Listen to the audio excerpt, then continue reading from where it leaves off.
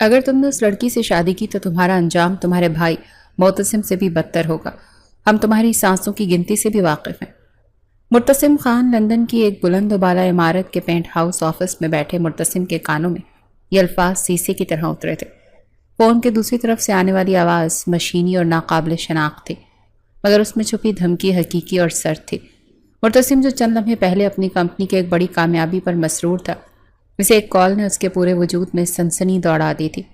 کون ہو تم؟ اور یہ بکواس کیا ہے؟ اس نے اپنے لہجے کو سخت اور پر اعتماد رکھنے کی کوشش کی، مگر اس کی ہتھیلیاں ٹھنڈی پڑ چکی تھیں۔ ہم تمہارے خیر خواہ ہیں۔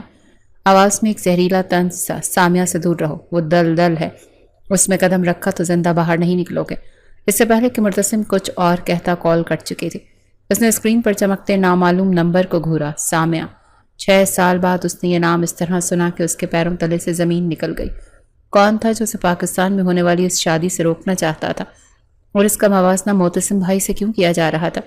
معتصم کی ناکام شادی اور اس کے بعد کی تباہی ایک ناسور کی طرح اس کے خاندان کے ماضی میں موجود تھی۔ اس کی ماڈرن آزاد خیال بیوی نے اسے کہیں کا نہیں چھوڑا تھا۔ کیا سامعہ بھی؟ نہیں، وہ تو ایک عالمہ تھی، پردے دار۔ اس کا ایسی کسی سازش سے کیا تعلق ہو سکتا ہے؟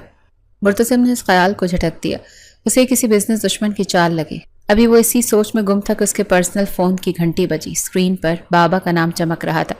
اس نے ایک گہرا سانس لیا اور کال اٹھائی۔ مرتسم، میں نے ٹکٹ بھجوا دیے ہیں، کل کی فلائٹ ہے تمہاری۔ 1 ہفتے کے بعد تمہاری اور سامعہ کی شادی ہے۔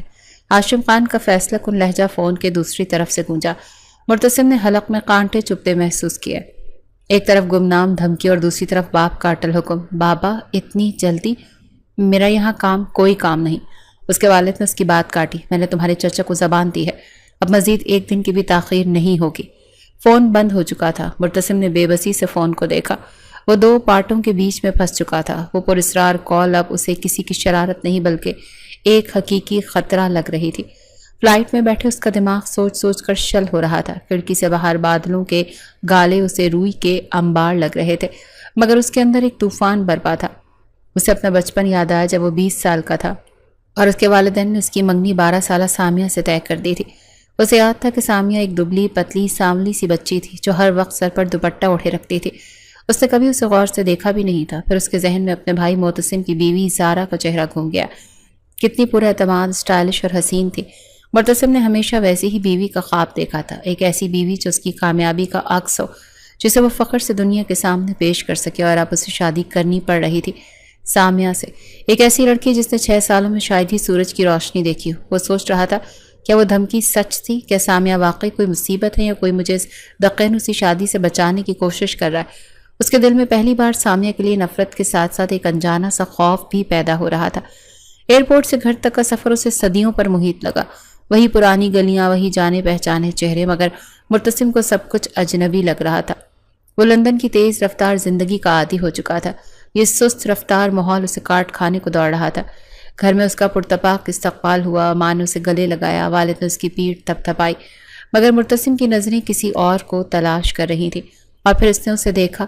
صحن کے دوسرے کونے میں ستون کی اوٹ میں ایک وجود کھڑا تھا، سر سے پاؤں تک کالا عبایا اور نقاب میں ملبوس۔ صرف 2 آنکھیں نظر آ رہی تھیں، بڑی، گہری اور پراسرار آنکھیں۔ ان آنکھوں نے صرف ایک لمحے کے لیے اس کی طرف دیکھا اور پھر جھک گئی۔ یہ سامعہ تھی۔ مرتسم کے قدم وہیں جم گئے۔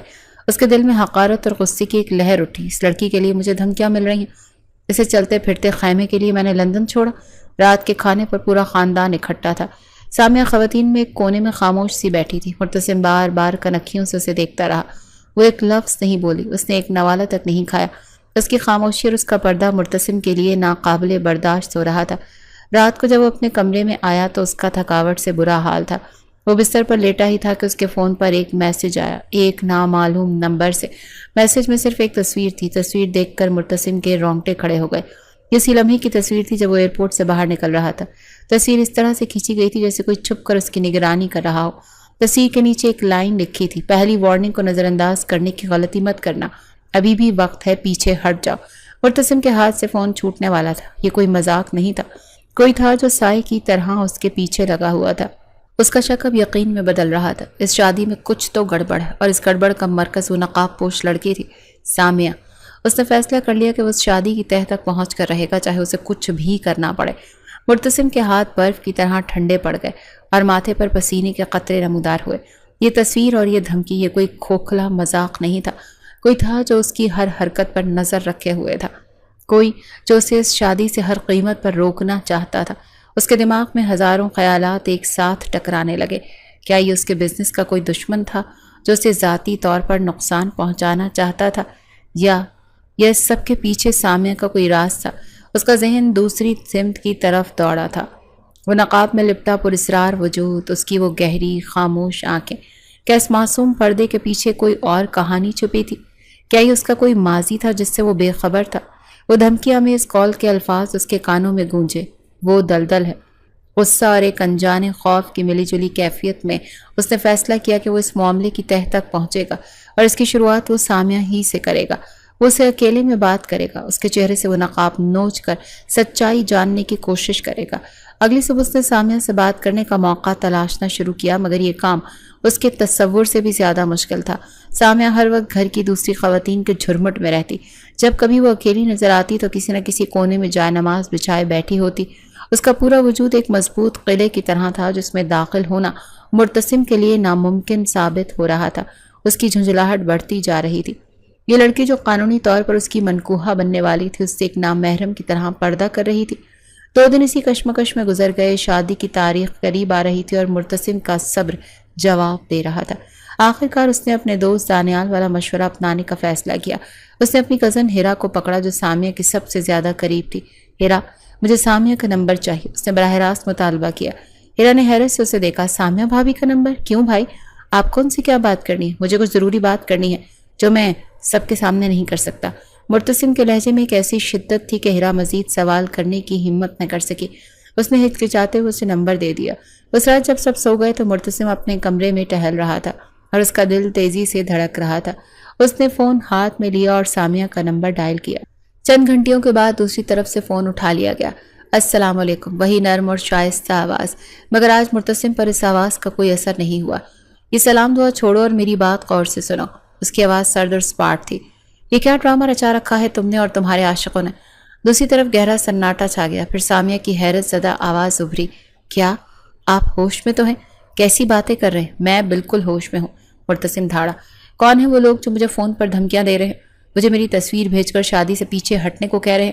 سچ سچ بتاؤ، کس کے ساتھ منہ کالا کرتی رہی ہوں جو اب میرے گلے پڑ رہا ہے؟ یہ الفاظ نہیں تھے، تیزاب میں بجھے ہوئے تیر تھے جو سیدھے سامعہ کے دل میں جا لگے۔ چند لمحوں کے لیے اسے لگا جیسے اس کی سماعت جواب دے گئی ہو۔ تہمت، آپ مجھ پر تہمت لگا رہے ہیں؟ اس کی آواز کانپ رہی تھی مگر اس میں بے یقینی سے زیادہ ٹوٹے ہوئے مان کی کرچیاں تھیں۔ اسے تہمت کہو یا حقیقت، مجھے فرق نہیں پڑتا، مرتسم نے بے رحمی سے کہا۔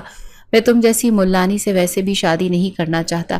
میرا آئیڈیل ایک ماڈرن اور کھلے ذہن کی لڑکی ہے، تم جیسی دقیانوسی نہیں۔ مگر اب تو سوال میری جان کا ہے، تو بہتر یہی ہے کہ تم خود اس رشتے سے انکار کر دو، ورنہ یاد رکھنا اگر یہ شادی ہو گئی تو تمہاری زندگی جہنم بنا دوں گا۔ تم میرے کمرے میں کسی نوکرانی کی طرح پڑی رہو گی اور میں باہر اپنی گرل فرینڈز کے ساتھ اپنی زندگی گزاروں گا۔ اس نے اپنا سارا زہر اگل دیا۔ اسے لگا کہ دوسری طرف سے اب سسکیوں اور رونے کی آواز آئے گی، مگر ایسا کچھ نہیں ہوا۔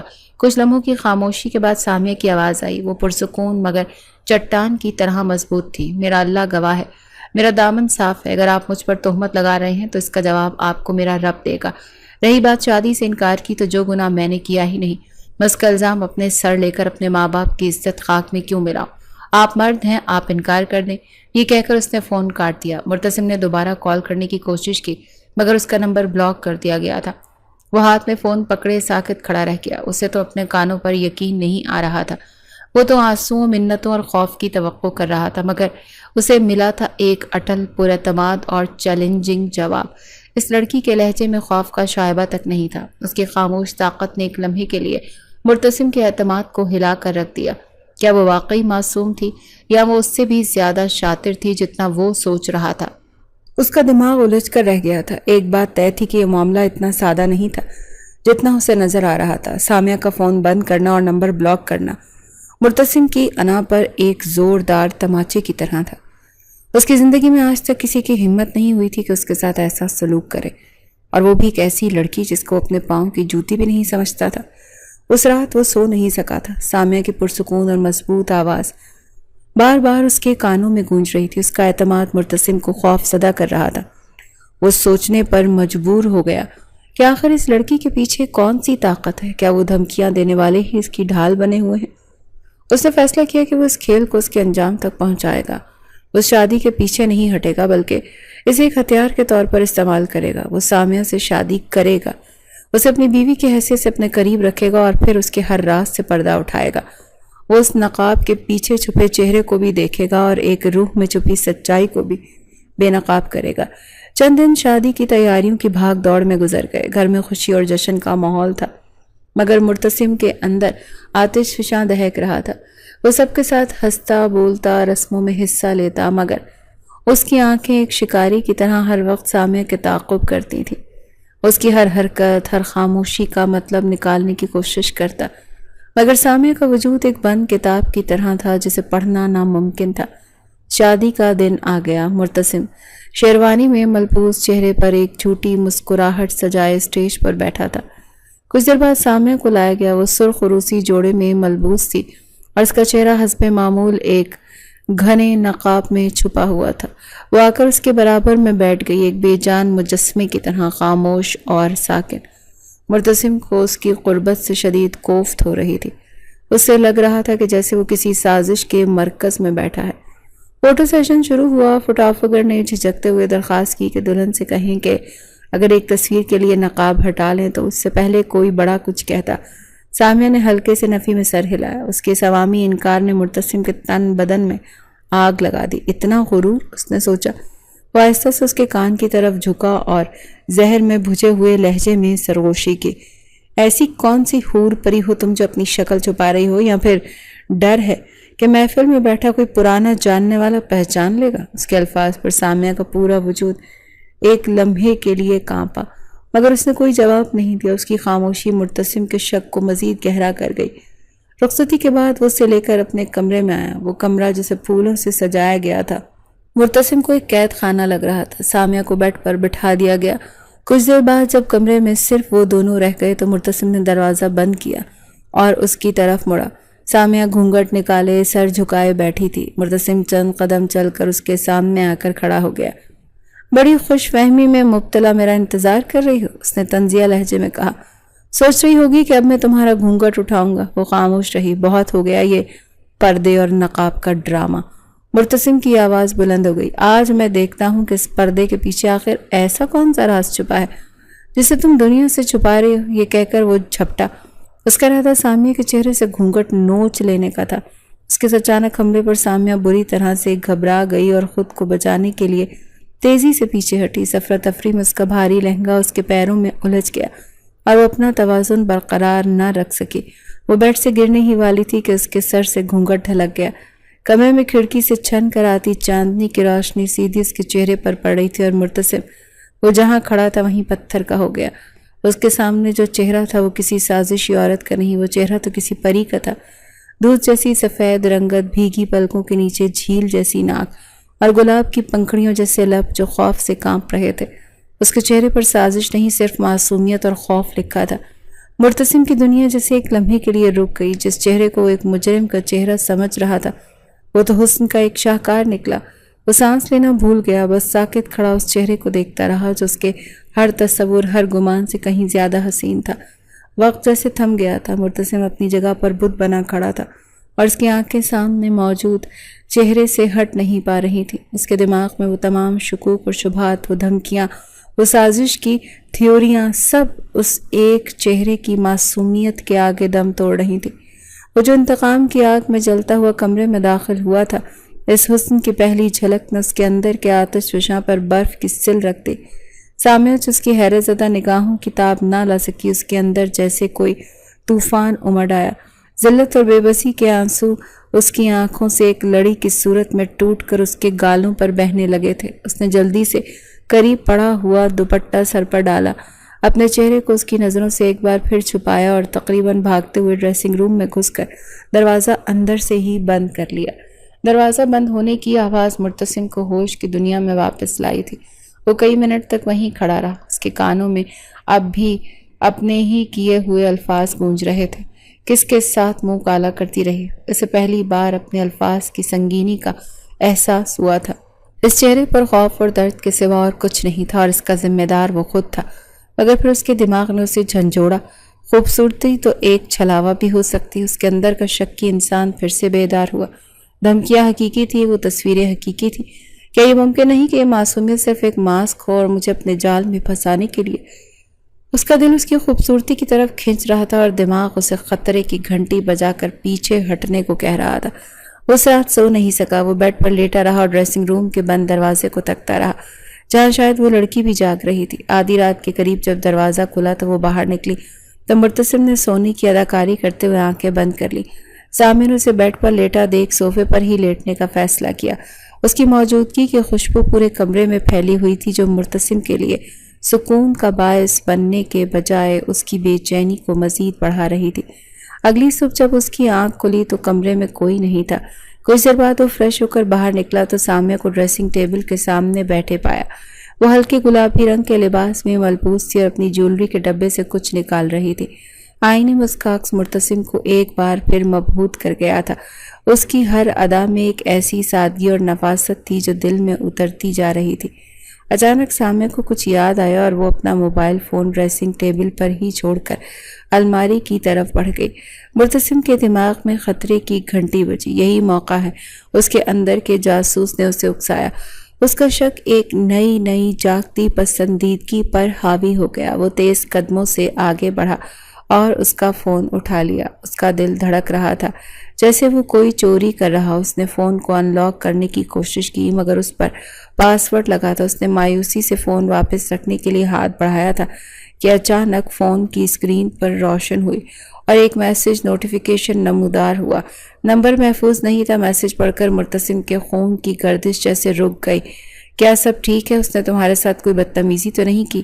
جواب دو۔ اس سے پہلے کہ وہ اس میسج کا کوئی مطلب نکالتا سامعہ واپس پلٹی۔ مرتسم نے جلدی سے فون واپس اس کی جگہ پر رکھا اور ایسے ظاہر کیا جیسے وہ اپنی گھڑی اٹھا رہا تھا۔ سامعہ نے اپنا فون اٹھایا، میسج شاید دیکھ لیا تھا کیونکہ اس کے چہرے پر ایک لمحے کے لیے فکر مندی کی لہر ابھری اور اس نے جلدی سے ٹائپ کرنا شروع کر دیا۔ مرتسم کمرے سے باہر نکل گیا، مگر اس کا دماغ وہیں رہ گیا۔ وہ میسج، وہ کون تھا جو سامعہ سے اس قدر فکر مندی سے اس کے بارے میں پوچھ رہا تھا؟ کیا یہ کوئی دوست تھا، کوئی رشتہ دار، یا پھر یہ وہی شخص تھا جو اسے دھمکیاں دے رہا تھا اور اب اپنی ساتھی سے رپورٹ لے رہا تھا؟ اس کا شک ایک بار پھر یقین میں بدلنے لگا۔ اس کی خوبصورتی نے اسے تقریباً گمراہ کر ہی دیا تھا، مگر اسے ایک میسج نے اسے دوبارہ چوکنا کر دیا تھا۔ اس نے دل میں عہد کیا کہ تم کتنی بھی معصوم بننے کی کوشش کر لو سامعہ، میں اس نمبر کے پیچھے چھپے انسان تک پہنچ کر رہوں گا۔ تمہارا کھیل اب ختم ہونے والا ہے۔ ولیمے کی تقریب کا شور و غل اور روشنیوں کی چکا چوندھ مرتسم کے اندر مچے شور کو دبا نہیں پا رہی تھی۔ وہ اسٹیج پر سامعہ کے پہلو میں بیٹھا ایک مثالی دولہا کا کردار نبھا رہا تھا، مہمانوں کی مبارکبادوں پر مسکرا رہا تھا، مگر اس کا سارا دھیان اپنے برابر میں بیٹھی ہوئی نقاب پوش وجود پر مرکوز تھا۔ صبح والا میسج کسی زہریلے ناک کی طرح اس کے ذہن میں پھنکار رہا تھا۔ اس نے دیکھا کہ سامعہ نے بڑی ہی احتیاط سے اپنے پرس سے فون نکالا اور دوپٹے کی اوٹ میں کچھ ٹائپ کرنے لگی۔ مرتسم کی آنکھیں سکڑ گئیں۔ اس کا شک مزید گہرا ہو گیا۔ وہ اسی نامعلوم شخص کو جواب دے رہی تھی۔ اس کی خاموشی، اس کا پردہ، سب کچھ اب اسے ایک بہت بڑی سازش کا حصہ لگ رہا تھا۔ وہ تھوڑا سا اس کی طرف جھکا، ایسے جیسے کوئی محبت بھری بات کہنے لگا اور سرگوشی کی، کس سے اتنی راز و نیاز کی باتیں ہو رہی ہیں؟ اپنے خیر خواہ کو بتا دو کہ دولہا ابھی زندہ ہے اور ہوش و حواس میں ہے۔ اس کے زہر بھرے الفاظ پر سامعہ بری طرح سے چونکی۔ اس کے ہاتھ سے فون تقریباً گر ہی گیا تھا۔ اس نے سہمی ہوئی نگاہیں اٹھا کر مرتسم کو دیکھا۔ اس کی آنکھوں میں خوف اور ناگواری کے ملے جلے تاثرات تھے۔ آپ کیا کہہ رہے ہیں؟ میں ہیرا کو میسج کر رہی تھی۔ بہت خوب۔ مرتسم کے لبوں پر ایک تلخ مسکراہٹ ابھری۔ بہانے بنانے کا فن تو کوئی تم سے سیکھے۔ یہ کہہ کر وہ سیدھا ہو گیا، سامعہ کو اس کے حال پر تڑپتا چھوڑ کر۔ تقریباً اپنے اختتام کو پہنچ رہی تھی کہ ایک ویٹر نے ایک خوبصورتی سے پیک کیا ہوا تحفہ لے کر آیا۔ یہ سامعہ بی بی کے لیے۔ کس نے بھیجا ہے؟ مرتسم کے والد نے پوچھا۔ سر، باہر ایک لڑکا دے کر گیا ہے، اس نے نام نہیں بتایا، ویٹر نے جواب دیا اور تحفہ میز پر رکھ کر چلا گیا۔ سب نے اسے ایک عام تحفہ سمجھا، مگر مرتسم کا ماتھا ٹھنکا۔ ایک گمنام تحفہ، عین اس وقت جب وہ پہلے ہی شکوک میں گھرا ہوا تھا۔ اس نے سامنے کی طرف دیکھا، وہ بھی اس ڈبے کی پریشانی سے ہی دیکھ رہی تھی، جیسے وہ کوئی تحفہ نہ ہو بلکہ کوئی بام ہو۔ رات کو جب وہ کمرے میں واپس آئے تو ماحول میں شدید تناؤ تھا۔ اوپر اسرار تحفہ ڈریسنگ ٹیبل پر پڑا تھا۔ مرتسم نے دروازہ بند کیا اور سیدھا اس نے ڈبے کی طرف بڑھا۔ کھولو اسے، اس نے حکم دیا۔ سامیہ نے نفی میں سر ہلایا۔ مجھے نہیں معلوم یہ کس نے بھیجا ہے، میں اسے نہیں کھولوں گی۔ اس کی آواز میں خوف واضح تھا۔ کیوں؟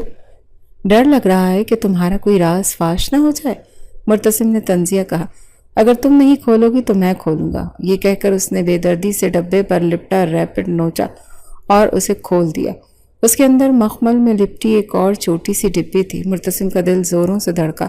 اس نے ڈبی کھولی یہ سوچ کر کہ شاید اس میں کوئی دھمکی آمیز خط یا کوئی خطرناک چیز ہوگی، مگر اندر جو تھا اس نے مرتسم کے تمام اندازوں کو غلط ثابت کر دیا۔ ڈبی کے اندر کوئی خطرناک چیز نہیں تھی بلکہ ایک پرانی مڑی ہوئی تصویر تھی۔ تصویر میں تقریباً 10-11 سال کی ایک بچی کھڑی مسکرا رہی تھی۔ یہ سامیہ تھی، مگر وہ اکیلی نہیں تھی۔ اس کے ساتھ کاندھے سے کاندھا ملائے ایک اسی کی عمر کا لڑکا کھڑا تھا، جس کے چہرے پر ایک معصوم اور دوستانہ مسکراہٹ تھی۔ دونوں کسی باغ میں کھڑے تھے اور بے حد خوش لگ رہے تھے۔ مرتسم کے چہرے پر خون اتر آیا۔ اس کے اندر نفرت اور حسد کی ایک ایسی آگ بھڑک اٹھی جس نے سب کچھ جلا کر راکھ کر دیا۔ تو یہ تھا وہ راز، یہ تھا وہ خیر خواہ۔ اس نے تصویر کو ڈبی سے نکالا اور سامنے کی طرف بڑھا۔ وہ پہلے ہی خوفزدہ کھڑی تھی۔ مرتسم نے تصویر اس کی آنکھوں کے سامنے لہرائی۔ یہ کون ہے؟ اس کی آواز کسی زخمی شیر کی دھاڑ کی طرح کمرے میں گونجی۔ بتاؤ مجھے یہ کون ہے؟ سامنے کی آنکھیں تصویر پر پڑتے ہی پھیل گئیں۔ اس کے چہرے کا رنگ زرد پڑ گیا، جیسے کسی نے اس کا سارا خون نچوڑ لیا ہو۔ وہ ساکت کھڑی تصویر کو دیکھتی رہی۔ اس کے لب کانپ رہے تھے مگر ان سے ایک لفظ بھی ادا نہیں ہو سکا۔ بولو۔ مرتسم کی دھاڑ سے کمرے کی دیواریں لرز گئیں۔ اس نے آگے بڑھ کر سامنے کو بازوؤں سے پکڑ کر جھنجھوڑا۔ زبان کیوں گنگ ہو گئی تمہاری؟ یہی ہے نا وہ جس کے لیے مجھے دھمکیاں مل رہی تھی؟ بولو سامیہ۔ اس کی گرفت اتنی سخت تھی کہ سامیہ کے منہ سے درد بھری سسکی نکل گئی۔ اس کی آنکھوں سے آنسوں کی جھڑی لگ گئی۔ نہیں، خدا کے لیے یہ وہ نہیں ہے جو آپ سمجھ رہے ہیں۔ اس کی آواز اتنی ٹوٹی پھوٹی اور کمزور تھی کہ مرتسم کے غصے کو اس نے مزید ہوا دی۔ تو پھر کون ہے یہ؟ اس نے تصویر کو دوبارہ اس کے چہرے کے سامنے کیا۔ اس کا نام کیا ہے؟ کہاں ہے وہ آج کل؟ یہ تو بہت پرانی بات ہے، سامیہ نے روتے ہوئے کہا۔ اس کا اس سب دنیا سے کوئی تعلق نہیں تھا۔ پلیز اس تصویر کو پھاڑ دیں، پلیز۔ سامیہ کو ثبوت مٹانے کے لیے کہا۔ مرتسم کے لیے اعتراف جرم کے مترادف تھا۔ پھاڑ دوں تاکہ تم اور تمہارے وہ عاشق آزاد ہو جاؤ اور میں بے وقوفوں کی طرح اندھیرے میں بھٹکتا رہوں؟ کبھی نہیں۔ اس نے تصویر کو اپنی جیب میں ڈالا جیسے وہ کوئی بہت بڑا ثبوت ہو۔ آج سے تم اس کمرے میں رہو گی مگر میری نظروں سے دور۔ جب تک تم سچ نہیں بتاؤ گی تمہارے لیے ایک زندہ لاش سے زیادہ کچھ نہیں ہے۔ اس رات کے بعد سے ان کے درمیان ایک سرد جنگ کا آغاز ہو گیا۔ مرتسم نے اس سے بات کرنا تو دور اس کی طرف دیکھنا بھی چھوڑ دیا۔ وہ کمرے میں آتا تو ایسے جیسے سامیہ کو کوئی وجود ہی نہ ہو۔ وہ بیڈ پر سوتا اور سامیہ خاموشی سے صوفے پر سکڑ کر رات گزار دیتی۔ اس کے آنسو ہر رات اس کے تکیے میں جذب ہوئے تھے اور وہ ایک ایسی قیدی بن چکی تھی جس کا جرم کیا تھا یہ اسے خود بھی معلوم نہیں تھا۔ وہ ہر نماز میں رو رو کر دعائیں مانگتی، اس تہمت سے بری ہونے کی التجا کرتے۔ کچھ دن اسی طرح گزر گئے۔ کمرے کا ماحول بھی اچانک بدل گیا جب ایک شام مرتسم کا بڑا بھائی محتسم اپنا سامان لیے گھر واپس آ گیا۔ اس کی طلاق ہو چکی تھی۔ وہ شخص جو 1 سال پہلے محبت کی شادی کر کے اپنے باپ کے سامنے اکڑ کر کھڑا تھا، آج ایک ہارا ہوا جواری لگ رہا تھا۔ باپ نے کچھ دن تو اسے سخت سست کہا مگر پھر ماں کے آنسوں کے آگے ہار مان لی۔ مرتسم اپنے بھائی کو اس حالت میں دیکھتا تو اسے ایک عجیب سی خلش محسوس ہوتی۔ یہ وہی زندگی تھی جس کا خواب وہ دیکھتا تھا، ایک ماڈرن بیوی اور ایک آزاد اور ایک زندگی کا انجام اس کے سامنے تھا۔ ایک رات مرتسم محتسم کے کمرے میں بیٹھا تھا۔ محتسم اپنی ناکام شادی کے قصے سنا رہا تھا۔ ہماری سوچ میں زمین آسمان کا فرق تھا۔ مرتسم میں غیرت مند مرد اور وہ ایک آزاد پنچھی، ایسی عورتیں نباہ نہیں کر سکتی۔ مرتسم نے موقع غنیمت جانا اور بات شروع کی۔ بھائی، اگر کوئی عورت بظاہر بہت سادہ اور معصوم ہو مگر اصل میں ویسی نہ ہو تو؟ محتسم نے اسے غور سے دیکھا۔ تم سامیہ کی بات کر رہے ہو؟ مرتسم چونک گیا۔ نہیں، میں تو بس ایسے ہی بات کر رہا تھا۔ محتسم تلخی سے مسکرایا۔ میں اندھا نہیں ہوں، میں دیکھ رہا ہوں تم دونوں کے بیچ کیا چل رہا ہے۔ تم اسے کچھ اور ہی سمجھ رہے ہو۔ اور اس نے نہ اس سے بھی پہلے کہ مرتسم کوئی جواب دیتا، معتصم ایک ایسی بات کہی جس نے اسے سوچنے پر مجبور کر دیا۔ تمہیں کیسے پتا کہ وہ ویسی نہیں جیسی دکھتی ہے؟ کبھی اس کے نقاب کے پیچھے دیکھنے کی، اس کی روح میں جھانکنے کی، یا صرف اپنی بنائی ہوئی کہانی پر یقین کر لیا؟ معتصم نے ایک گہرا سانس لیا، مرتسم کے کاندھے پر ہاتھ رکھا۔ مرتسم، ایک بات یاد رکھنا، کبھی سب سے بڑا دھوکہ وہ نہیں ہوتا جو دوسرے ہمیں دیتے ہیں، بلکہ وہ ہوتا ہے جو ہم خود اپنی آنکھوں کو دیتے ہیں۔ اپنی نفرت میں اندھے مت ہو جاؤ، جبکہ سچائی سامنے آئے تو تم شرمندگی سے خود کو بھی معاف نہ کر سکو۔ یہ کہہ کر معتصم خاموش ہو گیا، مگر اس کے الفاظ مرتسم کے دل و دماغ میں گونجے تھے۔ پہلی بار کسی نے اس کے زاویے کو چیلنج کیا تھا، پہلی بار اسے لگا تھا کہ یہ ممکن ہے۔ کیا یہ ممکن ہے کہ وہ غلط ہو؟ کیا یہ غلطی بجلی کے کونے کی طرح اس کے ذہن میں لپکا اور اسے بے چین کر گیا؟ معتصم کے الفاظ مرتسم کے ذہن پر ہتھوڑے کی طرح برسنے لگے۔ اس رات وہ دیر تک جاگتا رہا، اس کی نظریں صوفے پر سکڑی، بے خبری کی نیند سوئی سامیہ پر جمی۔ چاند کی روشنی کے چہرے پر پڑ رہی تھی اور اس کے گالوں پر آنسوں کے خشک نشان چاندنی کی چمک میں نظر آ رہے تھے۔ پہلی بار مرتسم کے دل میں نفرت یا شک کے بجائے ایک انجانی سی ٹیس اٹھی۔ کیا واقعی وہ اپنی نفرت میں اندھا ہو چکا تھا؟ کیا اس نے سچائی کو دیکھنے کی کوشش ہی نہیں کی؟ اس نے فیصلہ کیا کہ وہ اندازے نہیں لگائے گا بلکہ ثبوت تلاش کرے گا۔ اس کی تفتیش کا مرکز وہ تصویر تھی جو اب بھی اس کے بٹوے میں محفوظ تھی۔ اگلے دن اس نے موقع دیکھ کر اپنی کزن ہیرا کو ایک طرف بلایا۔ ہیرا چند لوگوں میں سے تھی جس نے سامیہ سے بات کر لیتی تھی، شاید اس کی مدد کر سکتی تھی۔ ہیرا، مجھے تم سے کچھ پوچھنا ہے۔ مرتسم نے لہجے کو ممکن حد تک سنجیدہ اور پر اعتماد رکھا۔ جی بھائی، پوچھیں۔ مرتسم نے اپنے بٹوے سے وہ پرانی تصویر نکالی اور اسے دکھایا۔ میں گھر کے پرانے البم دیکھ رہا تھا تو یہ مجھے تصویر ملی۔ اس میں سامیہ کے ساتھ یہ لڑکا کون ہے؟ میں اسے پہچان نہیں پایا۔ اس نے ایک جھوٹی کہانی گڑھی۔ ہیرا نے تصویر ہاتھ میں لی اور اسے دیکھتے ہی اس کے چہرے کے تاثرات بدل گئے۔ اس کی آنکھوں میں حیرت اور پھر گہری اداسی اتر آئی۔ بھائی، یہ تصویر آپ کو کہاں سے ملی؟ اس کی آواز بھر آ گئی۔ کیوں، کیا ہوا؟ مرتسم کا دل دھڑکا، ہیرا کی آنکھوں میں بھی آنسو آ گئے۔ یہ بلال ہے، سامیہ کا بھائی۔ مرتسم کو لگا جیسے کسی نے اس کے سر پر آسمان گرا دیا ہو۔ بھائی؟ وہ بے یقینی سے بولا، مگر چاچو کی تو صرف ایک ہی بیٹی ہے، سامیہ۔ بلال بھائی سامیہ کے سگے بھائی نہیں تھے، چاچو اور چچی نے انہیں گود لیا تھا۔ وہ ایک یتیم خانے میں ملے تھے، وہ سامیہ سے 1 سال بڑے تھے۔ ہیرا نے آنسو پہنچتے ہوئے بولا، وہ دونوں ایک دوسرے کی جان تھے۔ سامیہ کی دنیا بلال بھائی کے گرد ہی گھومتی تھی، مگر 10 سال پہلے جب بلال بھائی 12 سال کے تھے، ہیرا کی آواز کانپنے لگی۔ وہ نہر میں ڈوب کر فوت ہو گئی۔ یہ انکشاف ایک بم کی طرح مرتسم کے وجود پر گرا تھا۔ اس کے ہاتھ پاؤں سن ہو گئے تھے۔ بلال، سامیہ کا منہ بولا بھائی تھا جو اب اس دنیا میں نہیں تھا، اور وہ بے غیرت اس تصویر کو لے کر سامیہ پر بد کرداری کی تہمت لگاتا رہا۔ اسے سامیہ کا خوفزدہ چہرہ، اس کی التجا، پلیز اس تصویر کو پھاڑ دیں، یاد آئی۔ وہ کسی عاشق کی نشانی نہیں مٹانا چاہتی تھی، وہ اپنے مردہ بھائی کی یاد سے جڑے دردناک لمحات کو ختم کرنا چاہتی تھی۔ شرمندگی اور ذلت کے ایک ناقابل برداشت احساس نے اسے اپنی لپیٹ میں لے لیا۔ معتصم کے الفاظ اس کے کانوں میں گونج رہے تھے، کبھی کبھی سب سے بڑا دھوکہ وہ ہوتا ہے جو ہم خود اپنی آنکھوں کو دیتے ہیں۔ وہ لڑکھڑاتے قدموں سے اپنے کمرے کی طرف بڑھا۔ اس کا دل چاہ رہا تھا کہ وہ زمین میں گڑ جائے۔ اس نے سامیہ پر کیا کیا ظلم نہیں کیا، اس کے کردار پر کیچڑ اچھالا تھا جس کا تصور بھی اس نے کبھی نہیں کیا تھا۔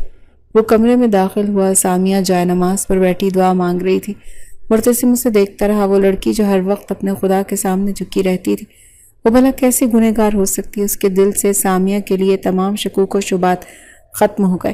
وہ مجرم نہیں تھے، وہ مظلوم تھے، مگر جیسے ہی وہ خیال آیا، اس کے ذہن میں ایک اور پہلے سے کہیں زیادہ خوفناک سوال نے جنم لیا۔ اگر بلال 10 سال پہلے مر چکا تھا تو پھر یہ تصویر کس نے بھیجی تھی؟ کون تھا جو سامیہ کے اتنے پرانے اور گہرے زخم کو کریدنا چاہتا تھا؟ کون تھا جو اس کی زندگی کی سب سے بڑی ٹریجڈی کو ایک ہتھیار کے طور پر استعمال کر رہا تھا؟ کون تھا وہ پراسرار فون، وہ دھمکیاں، سامیہ کے فون پر آیا وہ میسج؟ ان سب کا مقصد اسے کسی خیالی عاشق سے ڈرنا نہیں تھا، اس سب کے پیچھے کوئی گہری اور زیادہ خطرناک سازش تھی۔ مرتسم نے جیب میں پڑی تصویر کو چھوا اب جو اس کے لیے حسد کی علامت نہیں تھی بلکہ ایک بہت بڑے خطرے کی گھنٹی تھی۔ کوئی تھا جو سامعہ کو تکلیف پہنچانا چاہتا ہے اور اس نے مرتسم کو اپنا اہلِ کار بنایا تھا۔ کون تھا جو وہ دشمن، اور وہ چاہتا کیا تھا؟ مرتسم پر حقیقت کھلنے کے بعد کئی دن گزر گئے۔ یہ دن اس نے شدید اذیت اور خود ملامتی میں گزارے۔ اب جب وہ سامعہ کو دیکھتا تو اسے اس میں کوئی سازشی عورت نظر نہیں آتی بلکہ ایک ایسی لڑکی دکھائی دیتی تھی جو اپنے ماضی کے سب سے بڑے دکھ کو صحنے میں دفن کیے ایک اجنبی شخص کی بنیاد اور الزامات اور نفرت کی خاموشی سے سہ رہی تھی۔ اس کا دل چاہتا تھا کہ وہ سامعہ کے قدموں میں گر کر اس سے معافی مانگ لے، اسے بتائے کہ وہ کتنا شرمندہ ہے، مگر اس کے اپنے ہی الفاظ اور اس کا اپنا ہی سلوک اس کے پیروں کی زنجیر بن گیا ہے۔ وہ کس منہ سے معافی مانگتا؟ وہ کیا کہتا کہ جس مردہ بھائی کے غم میں تم آج بھی روتی ہو، میں نے تمہیں اسی کے ساتھ بد کردار کہا؟ اس کی ہمت ہی نہیں ہو رہی تھی کہ الفاظ اس کا ساتھ چھوڑ چکے تو اس نے فیصلہ کیا کہ وہ اپنے عمل سے اپنے پچھتاوے کا اظہار کرے گا۔ اس رات حسب معمول جب سامعہ صوفے پر سونے کی تیاری کرنے لگی تو سردی سے بچنے کے لیے کونے میں پڑا پتلا سا کمبل اٹھایا تو مرتسم جو اسے خاموشی سے دیکھ رہا تھا اپنی جگہ سے اٹھایا، وہ بیڈ کے پاس گیا، وہ پرانا ماڈل موٹا اور گرم لحاف اٹھایا اور سامعہ کی طرف بڑھایا۔ سامعہ اسے اپنی طرف آتے دیکھ سہم سی گئی تھی۔ اسے لگا شاید وہ آج پھر اس پر کوئی نیا الزام لگانے آیا ہے، مگر مرتسم نے کچھ کہا نہیں۔ وہ خاموشی سے آگے بڑھا اور اس کے ہاتھ سے پتلا کمبل لے کر ایک طرف رکھ دیا اور اس کے ہاتھوں میں نرم اور گرم لحاف تھما دیا۔ سامعہ کی حیرت زدہ آنکھیں اٹھیں اور اس نے بے یقینی سے مرتسم کی طرف دیکھا۔ اس کی آنکھوں میں ہزاروں سوال تھے مگر زبان خاموش تھی۔ مرتسم نے ایک لمحے کے لیے اس کی آنکھوں میں دیکھا۔ اس کے اپنی نگاہوں میں معذرت، شرمندگی اور ایک انکہے درد کا طوفان تھا، مگر وہ کچھ کہہ نہ سکا اور نظریں چرا کر واپس اپنے بیڈ پر لیٹ گیا۔ یہ ایک چھوٹا سا عمل تھا مگر سامعہ کے لیے ناقابل یقین تھا۔ اس رات وہ لحاف کی گرمی سے زیادہ مرتسم کے رویے، اس کی غیر متوقع تبدیلی سے خوش تھی۔ دوسری طرف مرتسم کے دل میں اب ایک نیا جذبہ پروان چڑھ رہا تھا، حفاظت کا جذبہ۔ اس کی ذلت کے باعث بننے والا شخص اب اس کا دشمن۔ وہ جانتا تھا کہ سازش کے اگلی ہی کڑی سامعہ کے فون پر آیا وہ میسج۔ اسے وہ نمبر ہر حال میں چاہیے تھا۔ اس نے موقع کا انتظار کیا اور اگلے ہی دن دوپہر میں جب سامعہ اپنی ساس کے ساتھ کچن میں مصروف تھی اور اپنا فون لاؤنج میں چارجنگ پر لگا کر بھول گئی تھی، مرتسم نے اسے غنیمت جانا اور آس پاس دیکھا اور تیزی سے فون کے پاس جا پہنچا۔ اسے یاد تھا کہ میسج لاک سکرین پر ہی نظر آ گیا تھا۔ اس نے فون کی نوٹیفیکیشن سے ہسٹری کھولی اور اسے وہ میسج مل گیا۔ اس نے جلدی سے فون سے اپنے میسج کو تصویر کھینچی اور سامعہ کا فون واپس وہیں رکھ دیا۔ اس سے پہلے کہ کوئی اسے دیکھ لیتا، اپنے کمرے میں آ کر اس نے فوراً فون ایک بااثر دوست کے نمبر بھیجا اور اسے تفصیلات نکلوانے کو کہا۔ اس کا دل زور زور سے دھڑک رہا تھا۔ اسے امید تھی کہ وہ چہرہ بے نقاب ہو جائے گا جو پردے کے پیچھے چھپ کر اس کا اور سامعہ کا رشتہ برباد کرنے پر تلا تھا۔ تقریباً 1 گھنٹے کے بعد اس کے فون پر میسج آیا۔ اس کے دوست نے سم کارڈ جس کے نام پر رجسٹرڈ تھا اس کا نام اور تفصیلات بھیج دی۔ مرتسم نے کانپتے ہاتھوں سے میسج کھولا، اسکرین پر لکھے گئے نام کو پڑھ رہا تھا مگر اس کا دماغ اسے قبول کرنے سے انکاری تو اس کی آنکھوں کے سامنے اندھیرا چھا گیا۔ یہ کس نامعلوم دشمن کا نام تھا؟ یہ ایک ایسا نام تھا جسے وہ بہت اچھی طرح سے جانتا تھا، ایک ایسا نام جو اس کے ماضی کا حصہ تھا۔ سم کارڈ جس نام پر لکھا تھا وہ نام زارا احمد۔ زارا؟ اس کے بھائی معتصم کی سابقہ بیوی؟ وہ عورت جسے وہ کبھی اپنی آئیڈیل سمجھتا تھا، وہ ماڈرن اسٹائلش عورت جو اس کے خاندان کو تباہ کر کے بھی گئی تھی، مگر وہ سامعہ کو کیوں تکلیف پہنچائے گی؟ اس کا سامعہ کے ماضی سے اس کے مردہ بھائی سے کیا تعلق ہو سکتا ہے؟ مرتسم کو لگا جیسے وہ ہنوز اسی میں پھنستا چلا جا رہا ہے۔ دشمن کوئی باہر والا نہیں تھا بلکہ اس کے اپنے ہی ٹوٹے ہوئے خاندانوں کی ایک حصے دار تھی۔ سازش کی کڑیاں اب پہلے سے کہیں زیادہ الجھ گئی تھی۔ زارا احمد، یہ نام مرتسم کے دماغ میں کسی بم کی طرح پھٹا۔ وہ عورت جسے وہ اپنی بھابھی بننے سے پہلے ایک آئیڈیل سمجھتا تھا، جس کی خود اعتمادی اور ماڈرنزم سے وہ متاثر تھا، آج ایک ایسی گھنونی سازش کے پیچھے چہرہ بن کر ابھری تھی جس نے اس کی زندگی کو جہنم بنا دیا تھا۔ مگر کیوں؟ زارا ایسا کیوں کرے گی؟ اس کے بھائی سے طلاق کا بدلہ، مگر اس بدلے میں اسے سامعہ جیسی معصوم لڑکی کو کیوں چنا؟ ان دونوں تو آپس میں کوئی تعلق نہیں تھا۔ مرتسم کو احساس ہوا کہ وہ اکیلا اس گتھی کو نہیں سلجھا سکتا۔ اسے کسی ایسے شخص سے بات کرنی تھی جو زارا کو اندر سے جانتا ہو، اور وہ شخص صرف ایک ہی تھا، اس کا بھائی معتصم۔ وہ سیدھا معتصم کے کمرے میں گیا۔ معتصم اسے دیکھ کر چونکا۔ مرتسم کے چہرے پر ہوائیاں اڑی رہیں۔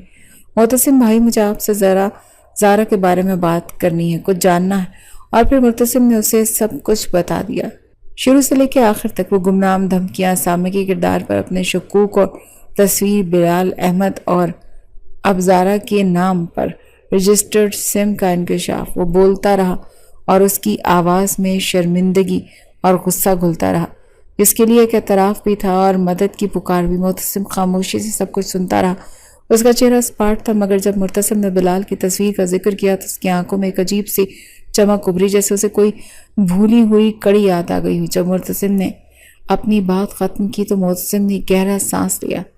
جانتا تھا وہ کہ عورت زہریلی ہے، مگر یہ محض جانتا تھا کہ وہ اتنی گری ہوئی حرکت بھی کر سکتی ہے۔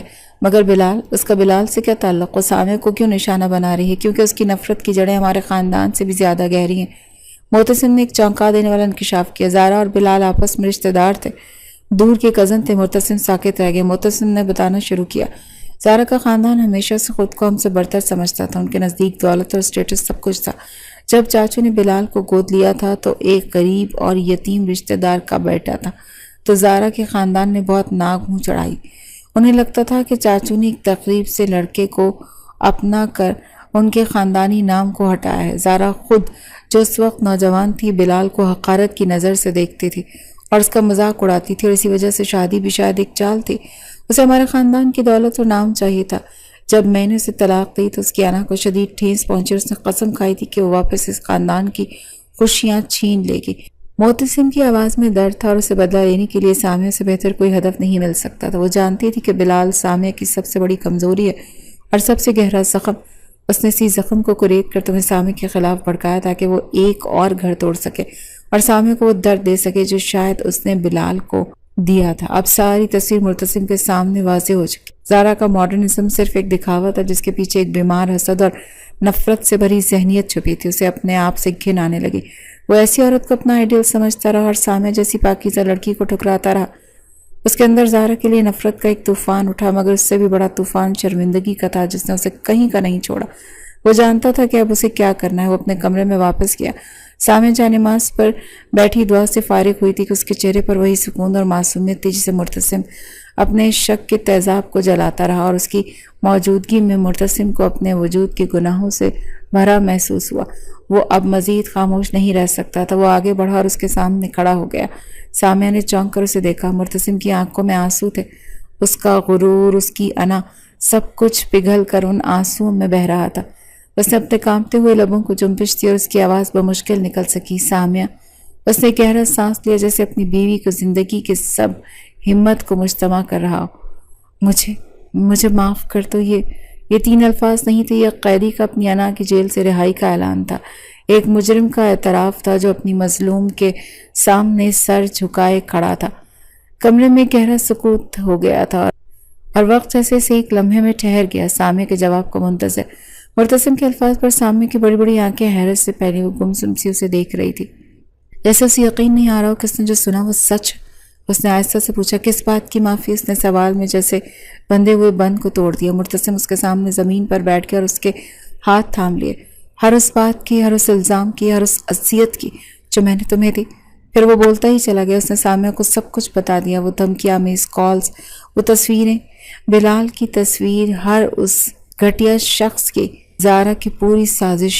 وہ رو رہا تھا اور اپنے گناہوں کا اعتراف کر رہا تھا۔ وہ بتا رہا تھا کہ کس طرح وہ زارا کے بچھائے ہوئے جال میں پھنسا اور اپنی نفرت میں اندھا ہو کر اس پر ظلم کرتا رہا۔ جس نے اسے بتایا کہ اسے بلال کی سچائی اور معلوم ہو چکی ہے، تو سامع کی آنکھوں سے بھی آنسو بہنے لگے۔ یہ آنسو صرف اپنے دکھ کے نہیں بلکہ اس بات کے تھے کہ اس کے مرحوم بھائی کی یاد کو کس طرح بے دردی سے استعمال کیا گیا۔ جب مرتسم اپنی بات ختم کر چکا تو کمرے میں صرف ان دونوں کی سسکیوں کی آواز تھی۔ سامع نے اپنے آنسو پونچھے اور اپنا ہاتھ مرتسم کے ہاتھ پر رکھا۔ اس کے لہجے میں غصہ یا شکایت نہیں بلکہ گہری ہمدردی تھی۔ آپ بھی اس کی سازش کا شکار ہو گئے تھے۔ اس نے آپ کو بھی اتنا ہی درد دیا تھا جتنا مجھے۔ اس نے پہلی بار مرتسم سے اپنے دل کی بات کی۔ بلال صرف میرا بھائی نہیں، وہ میرا سب کچھ تھا، سب سے اچھا دوست تھا۔ اس کے جانے کے بعد میں مسکرانا چھوڑ دیا۔ اس کی تصویر دیکھ کر مجھے لگا جیسے میرا وہ زخم پھر سے ہرا ہو گیا۔ اسے ایک لمحے میں ان کے درمیان تمام دیواریں گر گئیں۔ انہوں نے ایک دوسرے کے درد کو بانٹ لیا اور اس سانجے درد نے ان کے بیچ ایک ایسا رشتہ قائم کر جو شاید خوشیوں میں کبھی نہ بن پاتا۔ سامع نے اسے معاف کر دیا اور اس کی معافی نے مرتسم کو اس کی اپنی نظروں میں زندہ رکھا۔ اگلے دن مرتسم نے معتصم کے ساتھ مل کر زارا کا باپ ہمیشہ کے لیے بند کر دیا اور یہی فیصلہ کیا۔ اس نے زارا کو فون کیا اور اسے تمام ثبوتوں کے ساتھ پولیس میں جانے کی دھمکی دی۔ زارا جو خود کو بہت شاطر سمجھتی تھی، بے نقاب ہونے پر بوکھلا گئی۔ وہ جانتی تھی کہ قانون کے سامنے اس کا ذمہ دار کوئی ڈرامہ بھی نہیں چلے گا۔ مرتسم نے اسے ایک ہی راستہ دیا، وہ ہمیشہ کے لیے ان کی زندگیوں سے دور چلی جائے ورنہ باقی زندگی جیل میں گزارنے کے لیے تیار ہو۔ زارا نے پہلا راستہ چنا۔ چند مہینے گزر گئے، خانہ ہاؤس کی فضا بدل چکی تھی۔ مرتسم اور سامع کے کمرے سے اب تناؤ، خاموشی اور اس کے بجائے ہنسی اور محبت بھری باتوں کی آوازیں آتی تھیں۔ مرتسم کا ہر لمحہ سامع کے لیے وقف تھا۔ اس نے اپنی انا کے خول سے نکل کر محبت کرنا سیکھ لیا تھا۔ اس نے جان لیا تھا کہ حقیقی ماڈرنزم تنگ کپڑوں یا اونچی سوسائٹی کی پارٹیوں میں نہیں، بلکہ سوچ کی وسعت، کردار کی پاکیزگی اور اپنے ساتھی کا احترام کرنے میں ہے۔ سامع اس کے لیے ان تمام چیزوں کا مجسم نمونہ تھی۔ اس کی خاموشی میں وقار تھا، اس کی سادگی میں حسن تھا اور اس کے پردے میں اس کی طاقت۔ ایک شام وہ باغ میں بیٹھے تھے۔ مرتسم نے ایک سفید گلاب کا پھول توڑ کر سامعہ کے ہاتھ میں تھمایا۔ یہ تمہاری طرح خوبصورت اور پاکیزہ ہے۔ سامعہ مسکرا دی۔ آپ کو اب میرے اس پردہ کرنے سے کوئی مسئلہ تو نہیں؟ مرتسم نے اس کا ہاتھ تھام لیا اور اسے اپنی آنکھوں سے لگایا۔ پہلے میں اندھا تھا، مجھے لگتا تھا کہ یہ پردہ قید ہے، مگر اب میں جان گیا ہوں کہ تمہاری پسند تمہارا فخر اور تمہاری پہچان ہے۔ اس نے سامعہ کی آنکھوں میں دیکھتے ہوئے کہا، تمہارا پردہ تمہاری زینت ہے سامعہ، اور اب یہ میرا سب فخر ہے۔ سامعہ کی آنکھوں میں خوشی کے آنسو چمک اٹھے۔ مرتسم نے اسے اپنے باہوں میں سمیٹ لیا۔ انا کا قیدی اب مکمل طور پر آزاد ہو چکا تھا، محبت کی وسعت اور خوبصورت دنیا میں اپنی ملکہ کے ساتھ۔